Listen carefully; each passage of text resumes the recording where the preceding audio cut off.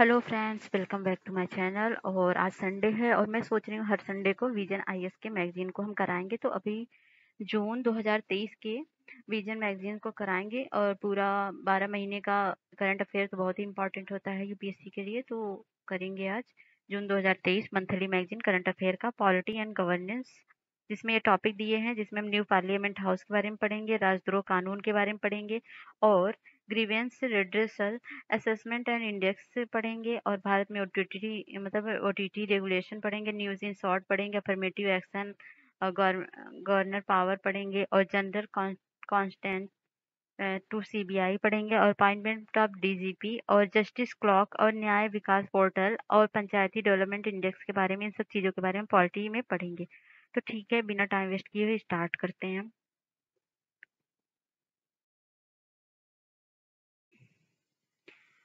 Hello दोस्तों, तो आज हम करेंगे पॉलिटी एंड गवर्नेंस में न्यू पार्लियामेंट हाउस के बारे में। तो एक मिनट, मैं हाइलाइटर ले लेती हूँ। तो न्यू पार्लियामेंट हाउस के बारे में करेंगे। तो क्यों वो वर्तमान सुर्खियों में था, तो इसके बारे में जानते हैं। तो हाल ही में देश के नए संसद भवन का उद्घाटन किया गया, इस रियो न्यूज में था। तो वर्तमान जो अभी प्रेजेंट में संसद भवन है और जो न्यू संसद भवन है, उन दोनों में डिफरेंसेस आप देख सकते हैं। ये क्या है, सर्कल में है, ये ट्राइंगल में है। तो यहाँ पर लोकसभा वाले बैठेंगे और सेंट्रल हॉल संयुक्त सत्र यहाँ पर। और सेंट्रल हाउस यहाँ पे है और सेंट्रल हॉल ने बीच में है और कॉन्स्टिट्यूशन हॉल यहाँ पे है। तो सब देख सकते हैं, मैप में दिया, सॉरी फिगर में दिया गया। अन्य संबंधित तथ्य क्या है, इस भवन का निर्माण सेंट्रल विस्टा प्रोजेक्ट के अंतर्गत हुआ है। अच्छा, सेंट्रल विस्टा जो प्रोजेक्ट है ना, इसमें बहुत सारी चीजों को इंक्लूड किया गया है और ये लगभग 1931 से ही शुरू किया गया था। इसमें क्या क्या है देखिए आप, राष्ट्रपति भवन है, नॉर्थ और साउथ ब्लॉक है, संसद भवन है, विलेज कार्यालय और इंडिया गेट के निर्माण को शामिल किया गया। मतलब इतनी सारी चीजें हैं संसद भवन, सेंट्रल विस्टा प्रोजेक्ट में। इसमें राजपथ, वर्तमान कर्तव्य पथ के नाम से जाना जाता है, दोनों के नागरिक उद्यान का विकास भी शामिल है। ध्यातव्य है कि रिकॉर्ड ऑफिस के बाद में राष्ट्रीय अभिलेखागार नेशनल अर्चिव नाम दिया गया है। ठीक है। सेंट्रल विस्टा प्रोजेक्ट पुनर्विकास योजना का उद्देश्य भारत की संसद के नई सुविधाओं के निर्माण के शासन के बुनियादी ढांचे को मजबूत करना है। और और क्या करना है, नए संसद भवन की आवश्यकता क्यों है, इसको देख सकते हैं। 1971 के आधार पर तो 545 सीटें हैं, पता है आपको, लोकसभा की। और 2026 के बाद इन सबको बढ़ाने की बात की गई है, जो कि 2026 तक स्टे है। तो उसके बाद सीटें बढ़ेंगी तो बड़े संसद भवन की आवश्यकता होगी, इसलिए इन सब चीज़ों को इम्प्रूवमेंट किया जा रहा है। तो इसमें काफ़ी नई-नई चीज़ें, सब कुछ वातानुकूल बनाया गया है, पाइपलाइन वगैरह की व्यवस्था की गई है। आगजनी से सुरक्षा चिंता का एक प्रमुख विषय है और सुरक्षा की चिंता विषय क्या है, वर्तमान आगजनी मानदंडों के अनुसार डिजाइन नहीं किया गया है। वर्तमान संसद भवन में संचार और संरचना प्रौद्योगिकी पुराने ढंग की है, जो प्रचलित हो गई है। उदाहरण के लिए खराब ध्वनि, पुराना जो अभी वर्तमान में है, जो चल रहा है, न्यू वाले की बात नहीं हो रही, पुराने वाले की बात हो रही है। उन लोग का भूकंपी क्षेत्र के अनुकूल भी नहीं है, क्योंकि जब बना था तब दिल्ली जो था भूकंपी क्षेत्र सेकंड में था, लेकिन अभी वो फोर्थ में आ गया है, तो उसके हिसाब से। और भीड़ भाड़ काफी हो गई, गुणवत्ता खराब हो गई है। और नए संसद भवन की क्या विशेषता है, त्रिकोण आकार का है और इसको किसी ने वास्तुकार किया है, तो विमल पटेल ने किया है, पद्मश्री पाए हुए हैं ये। और ये डिजाइन भारत की संस्कृति विरासत के लिए प्रेरित है, इसमें 150 वर्षों की जरूरतों को पूरा किया गया है। और बात कर रहे हैं आधुनिक अवसंरचना, नए संसद भवन में अब निम्नलिखित विशेषताओं को शामिल किया है, जैसे कार्यस्थल के बेहतर प्रबंधन के लिए भूकंप रोधी तंत्र का निर्माण करना, सदस्यों के लिए सुरक्षा सुनिश्चित करना, पर्यावरण अनुकूल हरित परिवेश का निर्माण करना और बिजली की खपत को 30% तक कम करना। और नया स्मार्ट भवन, संसद भवन पूरी तरह से पेपरलेस होगा, ये पेपरलेस होगा, इसमें सारे काम पेपरलेस होंगे। नए संसद भवन की कुल सीटिंग क्षमता पुराने भवन की तुलना में 150% से भी अधिक है। इसकी आशा है कि सांसदों के लिए लगभग 880 सीटें होंगी और राज्यसभा में 384 सीटें होंगी और संयुक्त पूरा मिलाकर 1002 संयुक्त अधिवेशन के लिए कितना होगा, 1272 सांसदों के बैठने की व्यवस्था होगी। निष्कर्ष क्या है, इस संसद भवन के स्वतंत्र रूप में भारत को अपना स्वयं संसद भवन प्राप्त हुआ है। इसमें स्वतंत्र भारत के रूप में इसमें लोकतांत्रिक संस्थाओं को मजबूत करते हुए देश को आगे बढ़ाते हुए नया आदर्श और नवनिर्मित संसद भवन केवल एक भवन नहीं, बल्कि ये 140 करोड़ देशवासियों की आकांक्षाओं और सपनों का प्रतिबिंब है। तो इसमें देख लेते हैं क्या क्या चीज उपयुक्त हुआ है। जैसे एक भारत श्रेष्ठ भारत की भावना इसमें निहित है, क्योंकि राष्ट्रीय पक्षी मोर की थीम पर आधारित है। और राज्यसभा कक्ष जो है राष्ट्रीय पुष्प कमल की थीम पर आधारित है और नए संसद भवन के प्रांगण में राष्ट्रीय वृक्ष बरगद लगाया गया है। संसद भवन में सेंगोल या राजदंड स्कल्पचर को स्पीकर की कुर्सी के बगल में स्थापित किया गया है। ध्यातव्य है कि ये सेंगोल या राजदंड सत्ता हस्तांतरण का प्रतीक है। राष्ट्रपति को संसद भवन के शीर्ष पर स्थापित किया गया है। ये सारनाथ के अशोक स्तंभ से बनी सिंह आकृतियों से अनुरूप है। नए संसद भवन को भदोही मतलब उत्तर प्रदेश के विश्व प्रसिद्ध हाथ से बुने कालीन से सजाया गया है। भदोही हाथ से बुने खूबसूरत कालीन के लिए प्रसिद्ध है। आपको पता होगा, इसको कारपेट सिटी भी कहते हैं भदोही को। इसमें जल थल और नभ को समर्पित 6 द्वार बनाए गए हैं। भारतीय सभ्यता के अनुकूल प्रकृति के प्रति अपनी कृतज्ञता व्यक्त करते हैं। मुख्य द्वार पर अशोक चक्र बना है और सत्यमेव जयते लिखा है। सागौन की लकड़ियों को, नागपुर संगमरमर को गुजरात से, बलुआ पत्थर को, लाल और सफेद को राजस्थान से मंगवाया गया है। साथ ही त्रिपुरा से मंगवाई गई बांस की लकड़ी इसके फर्श पर लगाई गई है। तो ये रहा पूरा सेंट्रल विस्टा के बारे में जो भी इंपॉर्टेंट फैक्ट थे। अब नेक्स्ट हम करेंगे सेडिशन, लॉ ऑफ सेडिशन। तो लॉ ऑफ सेडिशन क्यों है था उस टाइम न्यूज में? तो 22वें वित्त आयोग ने राजद्रोह कानून के उपयोग पर 279वीं रिपोर्ट जारी की है। इस रिपोर्ट में राजद्रोह कानून को बनाए रखने की सिफारिशें की गई हैं। राजद्रोह कानून क्या है इसके बारे में जानते हैं। ये आईपीसी की धारा 124A में राजद्रोह के कानून को परिभाषित किया गया है। इसमें निम्नलिखित माध्यम से भारत में कानूनी तौर पर स्थापित सरकार के प्रति घृणा, सरकार के प्रति इसमें बात की गई थी, घृणा अवमानना और उत्तेजना पैदा करने के प्रयास को राजद्रोह माना जाता है। ये कैसे हो सकता है? मौखिक या लिखित शब्द में हो सकता है, संकेतों के माध्यम से हो सकता है, दृश्य रूप में कई तरीकों से हो सकता है। वर्षों से हो रही राजद्रोह कानून की आलोचना पर एक नजर डाल सकते हैं। जैसे व्यक्तिपरक परिभाषा श्रेया सिंघल का केस था, जिसमें सुप्रीम कोर्ट ने स्पष्ट किया था कि व्यापक धाराएं असंवैधानिक घोषित हो सकती हैं, इसलिए उन्हें अभिव्यक्ति की स्वतंत्रता पर उचित प्रतिबंध नहीं माना चाहिए। और असहमति जताने पर प्रतिकूल कार्रवाई का डर, राजद्रोह का आरोप लगाए जाने के डर से लोग अपनी राय व्यक्त करने और वैध आलोचना के लिए डरते हैं और अपनी आवाज को दबाने की प्रवृत्ति में वृद्धि हो सकती है। और दोष सिद्धि की निम्न दर है। 124A के तहत दायर मामलों में सजा की दर में कुछ वर्ष 3 से 33% के बीच उतार चढ़ाव आया है। साथ ही 2020 में अदालत में से विचाराधीन 95% के उच्चतम स्तर पर पहुंच गए। मतलब ज्यादा से ज्यादा इसका मिसयूज भी हो रहा है, दुरुपयोग के आरोप भी हैं। और विनोद दुआ बनाम भारत संघ का केस है, जिसमें सुप्रीम कोर्ट ने राजद्रोह के आरोप में के साथ दर्ज FIR प्रथम सूचना रिपोर्ट प्राथमिकी को रद्द कर दिया था। और साथ ही सुप्रीम कोर्ट ने इस प्रावधान को गैर कानूनी उपयोग के प्रति सचेत भी किया था। अन्य कानूनों का अस्तित्व भी है। भारत ऐसे कानून पहले मौजूद हुए जो भारत की एकता, अखंडता और सुरक्षा के खतरे में डालने के तथा व्यक्ति को दंड प्रक्रिया संहिता 1973 की धारा 144 के तहत निवारक हिरासत और प्रतिबंध आरोपित करते हैं।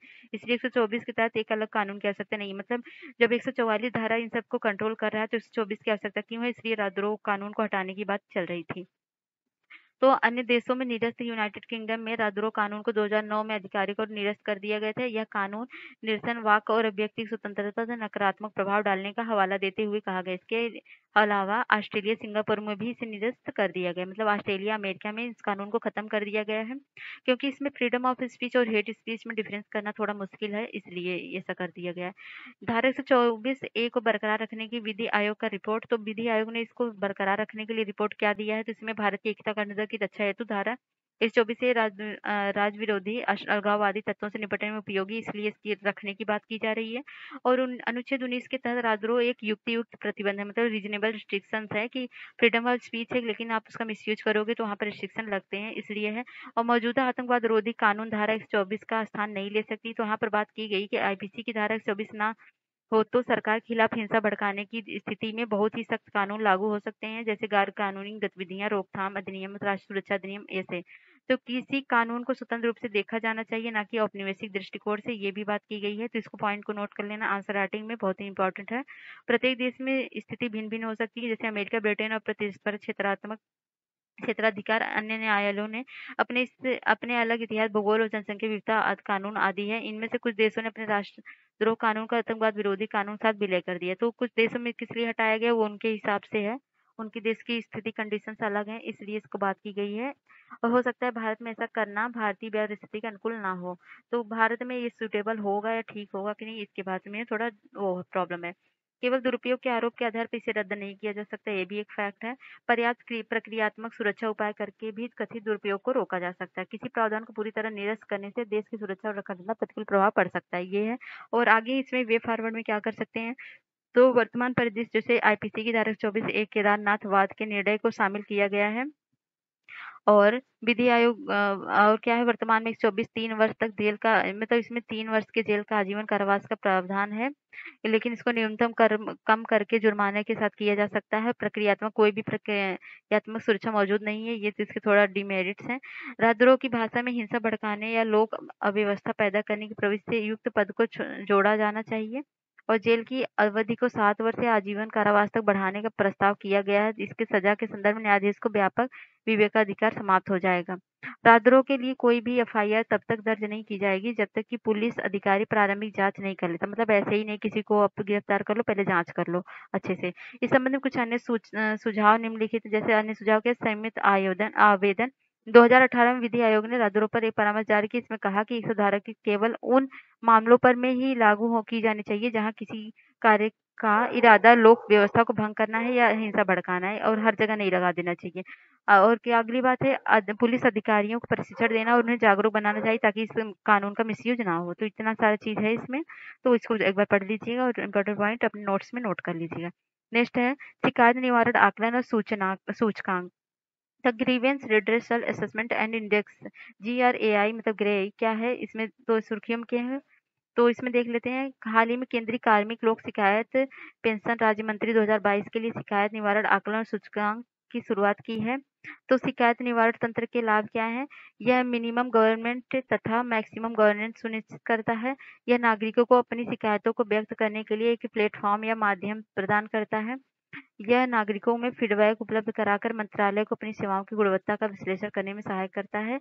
और यह जवाबदेहिता, पारदर्शिता और विश्वास और निर्माण और बेहतर सेवा वितरण सुनिश्चित करता है। तो GRAI 2022 के बारे में अन्य संबंधित तथ्य क्या है? तो यह जो है ये प्रशासनिक सुधार और लोक सेवा विभाग मतलब DRAPJ ने किया है। एक केंद्रीय कार्मिक लोक शिकायत और पेंशन मंत्रालय के अधीन कार्य करता है। इस सूचकांक की रिपोर्ट केंद्रीकृत लोक शिकायत निवारण और प्रबंधन प्रणाली से संबंधित 10 चरणीय सुधारों का हिस्सा है। इस सुधारों को DRPG द्वारा अपनाया गया है। इसका उद्देश्य लोक शिकायतों के निपटान की गुणवत्ता में सुधार लाना है और शिकायतों का निपटान करने में लगने वाले समय को कम करना था। इस सूचकांक का उद्देश्य जो है संगठनवार तुलनात्मक स्थिति प्रस्तुत करना है, साथ ही शिकायत निवारण मतलब GRAM के गुणों और कर्मियों के बारे में जानकारी प्रदान करनी है। तो इसमें अलग संकेत भी हैं, जैसे कि अलग 4 आयाम 12 संकेतों के आधार पर किया गया है। इनमें दक्षता मतलब एफिशिएंसी, फीडबैक, कार्य और डोमेन और संगठनात्मक मतलब ऑर्गेनाइजेशनल कमिटमेंट शामिल है। इस व्यापक सूचकांक के आधार पर 89 केंद्रीय मंत्रालय विभागों का आंकलन किया गया है और साथ ही रैंकिंग प्रदान की गई है। तो इसके शिकायत निवारण हेतु तंत्र क्या है? तो CP ग्राम से यह एक ऑनलाइन प्लेटफॉर्म है। इसका उद्देश्य पीड़ित नागरिकों को शिकायतें प्रस्तुत करने में सक्षम बनाना है। लोकपाल और लोकायुक्त केंद्रीय सतर्कता में CVC अन्य संवैधानिक निकाय हैं इसमें शामिल हैं और भारतीय रिजर्व बैंक जैसे संगठनों ने शिकायतों की जांच पड़ताल के लिए लोकपाल की व्यवस्था की है। और स्वागत आंध्र प्रदेश, क्या है स्पेंडाना राजस्थान संपर्क उड़ीसा, ये सारी चीजें इसके प्लेटफॉर्म में बनाए गए हैं। तो 2021 के मंत्रालय को विभाग को शिकायत के निपटारे में 32 दिन लगते थे, लेकिन 2023 में दिनों की संख्या 18 हो गई है इस GRAI के तहत।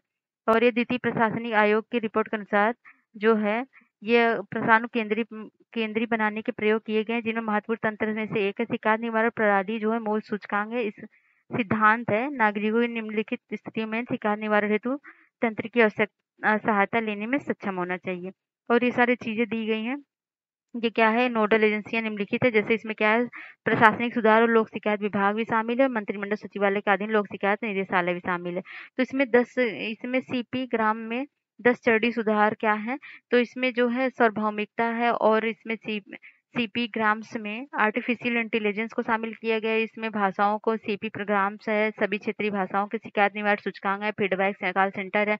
और CP ग्राम्स में क्या है, नागरिक सेवा केंद्र है, सर्वोत्तम क्षमता निर्माण है, मासिक प्रगति रिपोर्ट है, डेटा रणनीति इकाई तथा एक राष्ट्र पोर्टल भी है।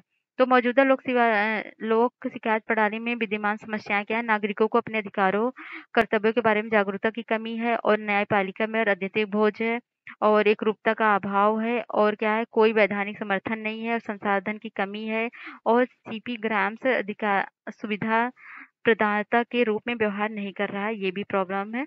और प्रणाली समस्याएं इनमें निम्नलिखित शामिल जैसे कि प्रशासन की ढिलाई है और लोक सेवा में नैतिकता की कमी है, अंतर्निहित जड़ता और प्रोत्साहन का अभाव है और उचित प्राधिकरण और उत्तरदायित्व का अभाव भी है।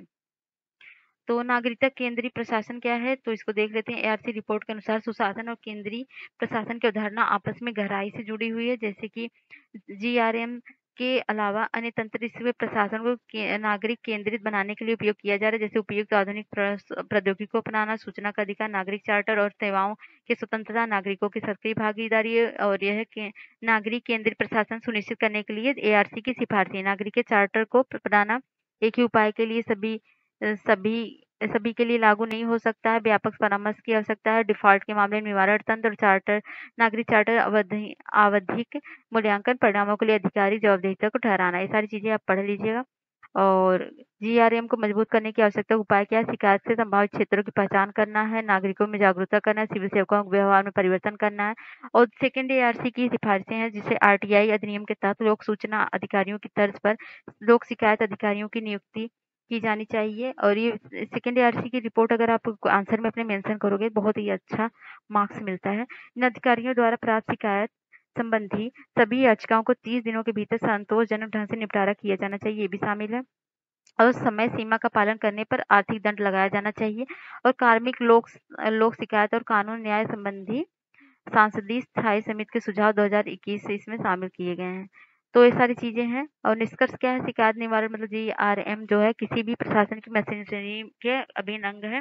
इसमें जवाबदेहिता और उत्तरदायित्व और उपयोगकर्ता की प्रति अनुकूल होने का दावा नहीं कर सकता, जब तक कि उसमें एक कुशल एवं प्रभावी शिकायत निवारण तंत्र स्थापित नहीं किया जा सके। तो भारत में ओटीटी विनिमय और रेगुलेशन इन इंडिया क्या है? भारत में ओटीटी विनिमय ओटीटी रेगुलेशन इन इंडिया, ये सुर्खियों में क्यों है? हाल ही में डिजिटल प्रकाशक कंटेंट शिकायत परिषद मतलब डीपीसीजीसी आईटी नियमावली 2021 के आधार पर ओटीटी पर दंडात्मक कार्रवाई की सिफारिश की गई है। आईटी नियमावली से तात्पर्य मध्यवर्ती दिशा निर्देश डिजिटल मीडिया आचार संहिता 2021 से है। Over the top platform OTT क्या है? तो ओटीटी है ऐसी सेवाएं हैं जो दर्शक को सीधे इंटरनेट के माध्यम से फिल्मों, टीवी कार्यक्रम और मीडिया कंटेंट तक पहुंच प्रदान करती है। इसमें केवल सैटेलाइट का उपयोग नहीं किया जाता है। भारत में ओटीटी के दर्शकों की संख्या 43 मिलियन है। ऐसा अनुमान है कि 2023 के अंत तक यह संख्या 50 मिलियन तक बढ़ सकती है। साथ ही मोबाइल प्रसारण में होने वाली वृद्धि से नए कंटेंट के निर्माण में अत्यधिक प्रोत्साहन मिलेगा। भारत की विनियामक की भाषा ओटीटी प्लेटफॉर्म को ऑनलाइन क्यूरेटेड कंटेंट का प्रकाशक कहा जाता है। Online curated content audio video content होता है। इसे दर्शक की मांग पर उपलब्ध कराया जाता है, जैसे फिल्म, वेब सीरीज, पॉडकास्ट या कंटेंट ओटीटी प्लेटफॉर्म द्वारा सब्सक्रिप्शन के माध्यम से उपलब्ध कराया जाता है। मतलब जो आप सब्सक्रिप्शन के माध्यम से जो भी देखते हो वो सब ओटीटी के अंतर्गत आता है। और डिजिटल प्रकाशक कंटेंट शिकायत परिषद क्या है?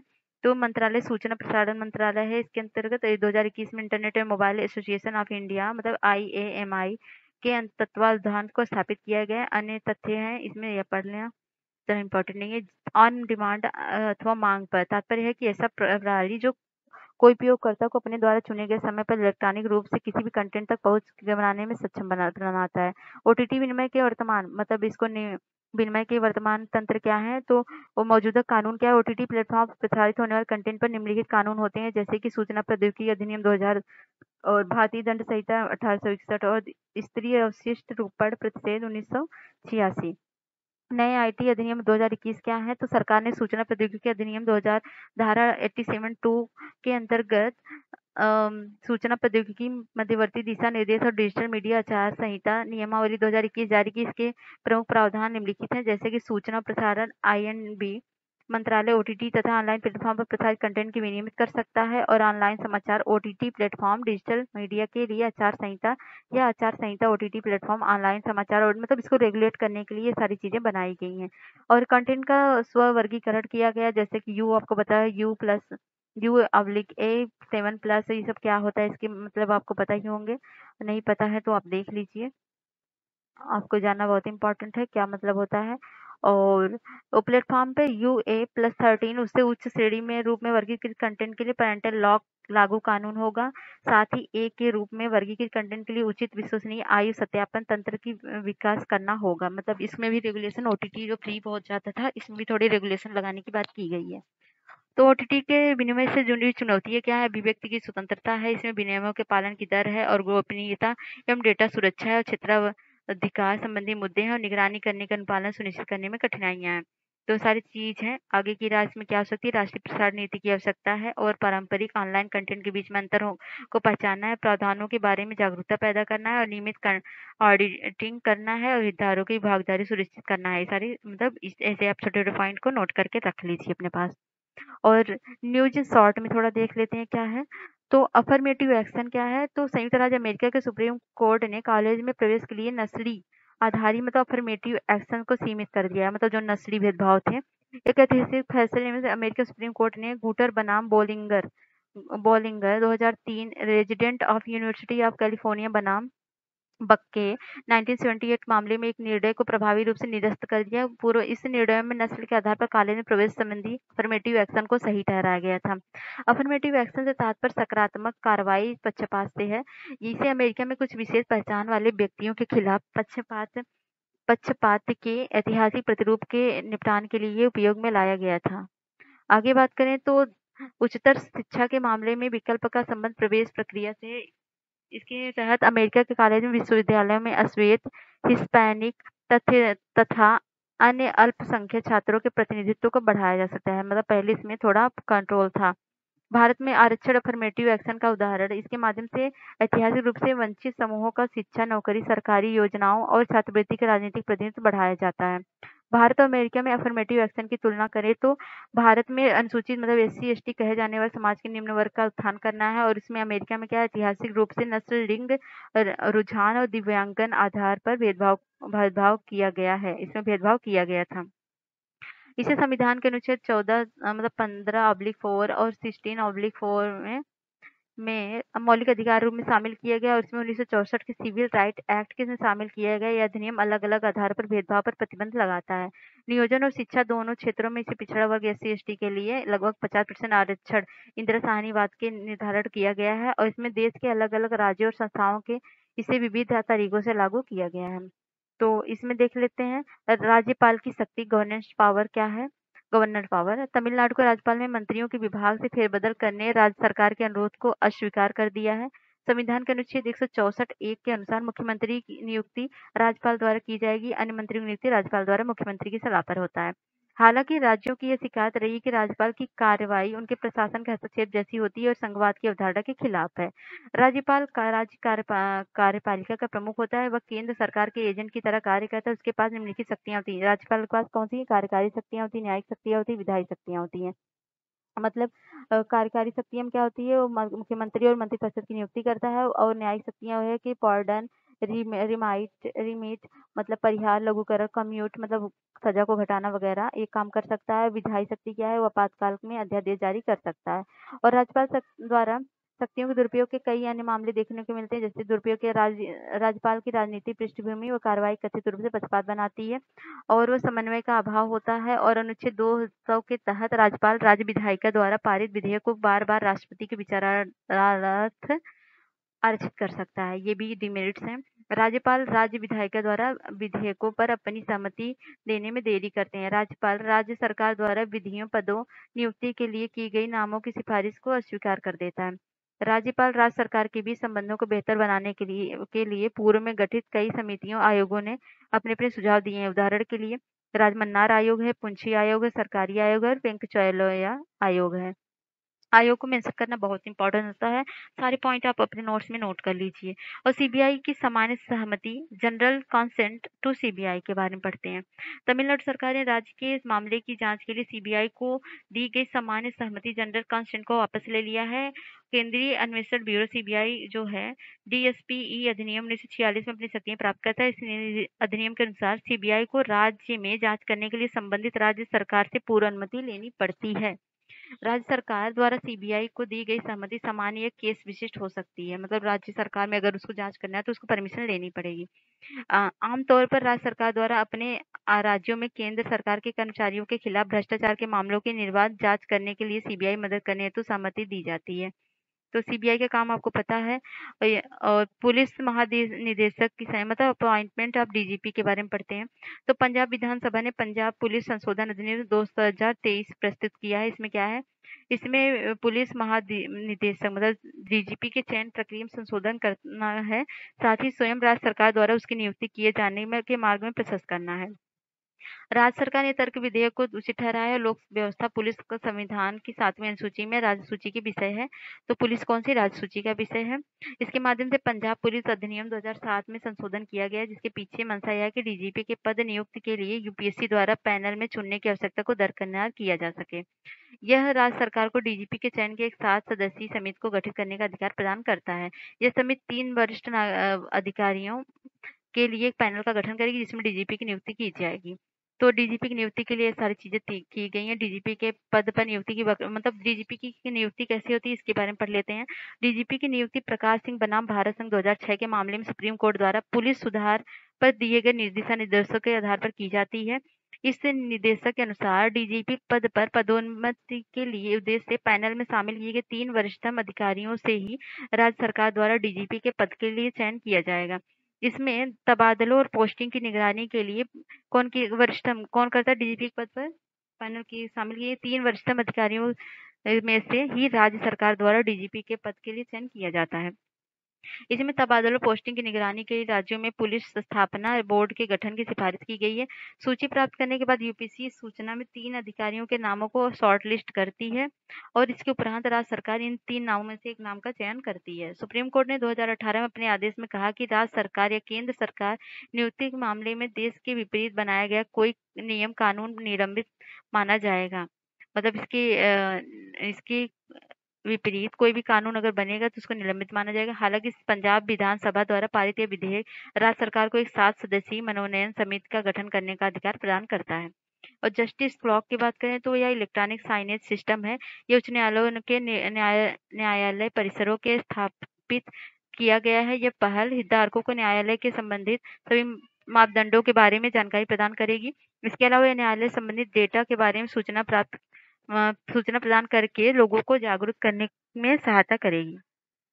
न्याय प्रकाश मतलब न्याय विकास पोर्टल क्या है, तो यह है ये जिलों और अधीनस्थ न्यायपालिका के लिए बुनियादी सुविधाओं का विकास करना है। एक नामक केंद्र प्रायोजित योजना है का मतलब सेंटर स्पॉन्सर्ड स्कीम है। न्याय विकास के बारे में क्या है, 1993 से 94 के जिलों में अधीनस्थ न्यायपालिका की बुनियादी सुविधाओं का विकास नामक CSSS का क्रियान्वयन कर रहा है। इसके न्यायिक अधिकारियों न्यायाधीशों के कोर्ट हॉल और वासी इकाइयों के निर्माण हेतु राज्य सरकार संघ राज्य क्षेत्र को केंद्रीय सहायता प्रदान की जाएगी। वित्त पोषण के लिए भी बात की गई। 90% केंद्र सरकार और 10% राज्य सरकार इसमें करेगी। ठीक है।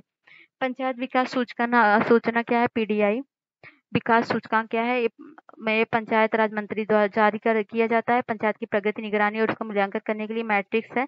स्कोर के आधार पर इस पंचायतों को रैंकिंग दी जाती है। इसमें 4 श्रेणियां हैं। पहला क्या है, A श्रेणी में 75 से 90% और B श्रेणी में 60 से 65% और C श्रेणी में 40 से 60% और D श्रेणी में 40 से कम % आते हैं।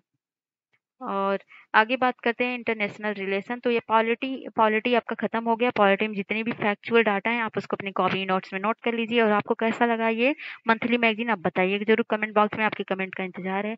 और कैसा लगा ये वीडियो बताइएगा जरूर। सारे वीडियो बहुत सारे घटना चक्र वगैरह कराए जा रहे हैं, उसको भी जाइए देखिए। चलिए मिलते हैं नेक्स्ट वीडियो में, तब तक के लिए बाय बाय।